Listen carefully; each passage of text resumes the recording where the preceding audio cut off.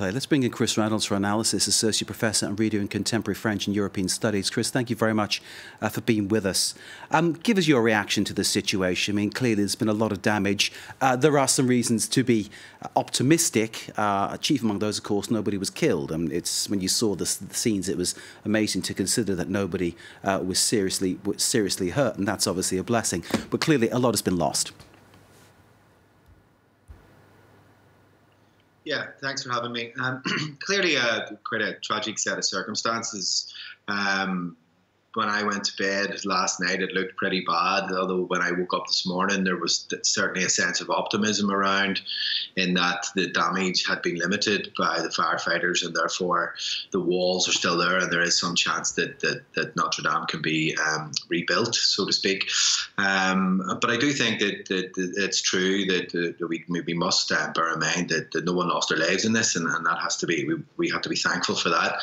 But I do think that there's a sense of optimism amongst what is obviously a tragic event, in that there's a possibility that it can be reconstructed. And Emmanuel Macron's speech this evening on television, where he has outlined his determination to have the cathedral built within a 5-year period, certainly signals a real intent on behalf of the French state to bring Notre Dame back to its former glory.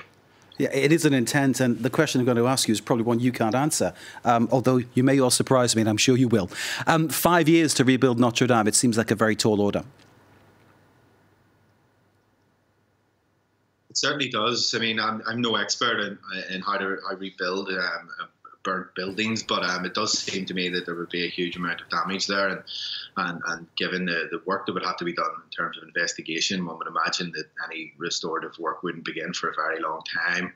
And then these things will obviously take a lot of time to try and to remain loyal to the former structure that was there. One would imagine that would entail an awful lot of work and preparation. So a 5-year turnaround time sounds to me to be very ambitious, but we all know how ambitious Emmanuel Macron is.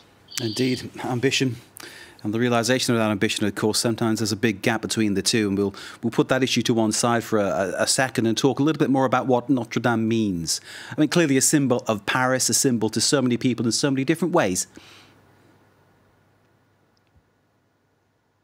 Yeah, I mean, it's clearly a symbol of Paris. I mean, we only have to think of how long it's been there and imagine all the different things that have happened during that time to understand its centrality within Paris itself. But then, you know, it's not just a Parisian monument, it's a monument of France.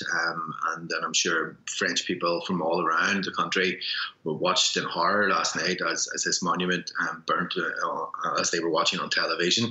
But one thing that's really struck me looking in from the UK, and I'm sure this is the same in other countries as well, is the kind of outpouring of emotion beyond France as well. So it would lead one to perhaps interpret this as a symbol of how Notre Dame is not just a sort of monument of Paris or a monument of France, but it's very much a European monument.